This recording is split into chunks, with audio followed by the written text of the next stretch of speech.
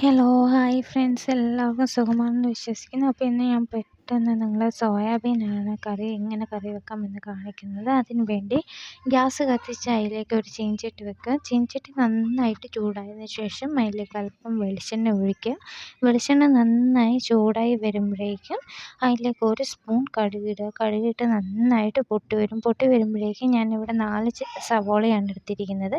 അത് ചെറുതായി അരിഞ്ഞത് അതിലേക്ക് ഇടുക. ഇട്ടതിന് ശേഷം നന്നായിട്ടൊന്ന് ഇളക്കി നല്ല ഇതിൽ വരുമ്പോൾ നല്ലൊരു ബ്രൗൺ കളറിലേക്ക് വരുമ്പോഴേക്കും, അതായത് ഈ കളറിലേക്ക് വരും. ഈ കളറിലേക്ക് വരുമ്പോഴേക്കും നമുക്ക് അതിലേക്ക് ആവശ്യമായ പൊടികൾ ചേർക്കാം. ഞാനിവിടെ 2 സ്പൂൺ മല്ലിപ്പൊടി, 2 സ്പൂൺ മുളക് പൊടിയാണ് ചേർക്കുന്നത്.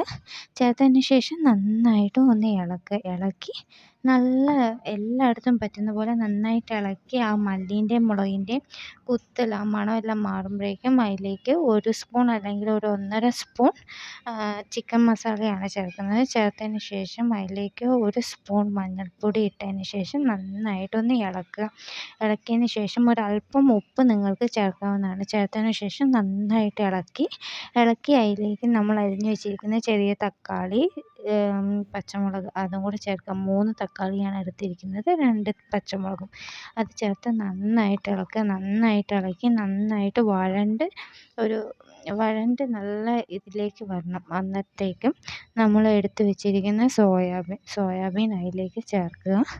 ചേർത്തതിന് ശേഷം നന്നായിട്ട് ഒന്ന് ഇളക്കുക. എല്ലാ ഭാഗത്തേക്കും പറ്റുന്ന മാതിരി, അതായത് ആ തക്കാളിയിലും സവോളയും ആ മസാലകളും എല്ലാം ചേർത്ത് നന്നായിട്ട് ഇളക്കി എല്ലാ ഭാഗത്തേക്കും നന്നായിട്ട് യോജിപ്പിച്ചതിന് ശേഷം നമ്മൾ ആവശ്യമായ അതിലേക്ക് നിങ്ങൾക്ക് എത്രത്തോളം വെള്ളം വേണോ, ഞാനിവിടെ 1 കപ്പ് അല്ലെങ്കിൽ ഒരു 2 കപ്പ് വെള്ളമാണ് എടുത്തിരിക്കുന്നത്.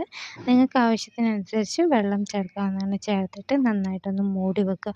മൂടി ഒരു മണിക്കൂർ അല്ലെങ്കിൽ ഒരു അരമണിക്കൂർ നന്നായിട്ട് മൂടി വെക്കുക. അരമണിക്കൂർ മൂടി വെച്ചതിന് ശേഷം നമ്മൾ ഗ്യാസ് ഓഫ് ചെയ്യുക. ഗ്യാസ് ഓഫ് ചെയ്തതിന് ശേഷം കറി റെഡി ആയിട്ടുണ്ട്. ഇങ്ങനെയാണ് സോയാബീൻ കറി വെക്കുന്നത്.